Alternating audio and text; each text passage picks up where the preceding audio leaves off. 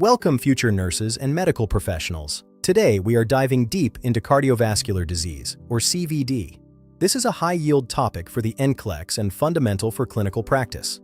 CVD isn't just one disease. It's a group of disorders affecting the heart and blood vessels. And it remains a leading cause of mortality globally.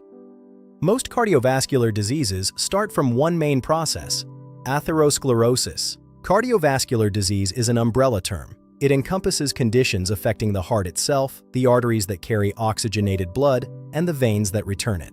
The primary issue across most CVDs is reduced blood flow, often caused by vessels that have become narrowed or completely blocked. Imagine a highway where lanes are closed, traffic slows down, and eventually the destination doesn't get the oxygen and nutrients it needs.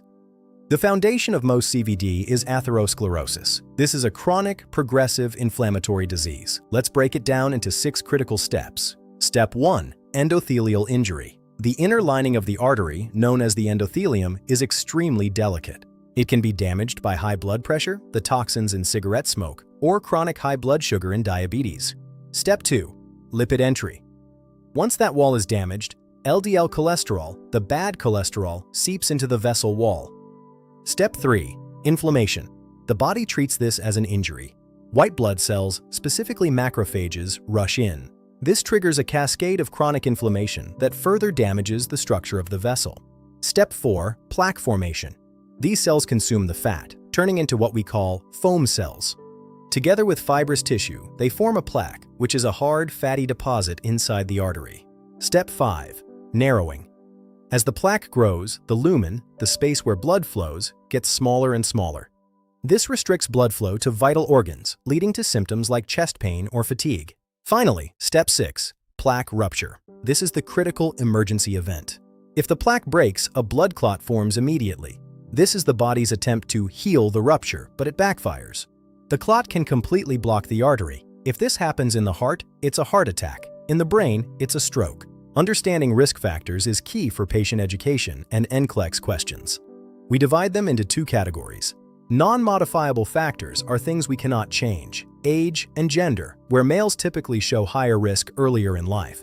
Genetics and family history play a huge role, as does ethnicity, which can influence underlying predispositions. Then we have the modifiable factors. These are where nurses and healthcare providers make the biggest impact. Hypertension and dyslipidemia are 2 of the most significant. High bad cholesterol and low good cholesterol are major red flags. Smoking and diabetes mellitus are also critical. Smoking causes direct chemical injury to the blood vessels. Obesity and physical inactivity lead to metabolic changes that accelerate the atherosclerotic process. Remember, the NClEX loves to ask about preventable risks. A diet high in salt and saturated fats is a major culprit. The clinical message here is clear. Most heart disease risk is preventable through consistent lifestyle modifications. Now let's look at the major types of CVD. First, coronary artery disease, or CAD. This is the narrowing of the arteries that supply the heart muscle. It leads to angina, or chest pain, and potentially a heart attack. Second, cerebrovascular disease. This affects the blood flow to the brain. This can lead to a full-blown stroke or a transient ischemic attack, often called a mini-stroke, which is a warning sign. Third, peripheral artery disease, or PAD. This affects the arteries in the limbs, usually the legs. A classic symptom is claudication, cramping pain that starts when walking and typically stops with rest. Finally, aortic disease, such as an aortic aneurysm. This involves the body's largest artery. Finally, aortic disease, such as an aortic aneurysm. This involves the body's largest artery. To summarize the progression for your exams, it starts with risk factors like hypertension or smoking, which cause that initial endothelial injury. This leads to atherosclerosis and plaque formation. Eventually, this results in narrowing or a sudden rupture, leading to target organ damage.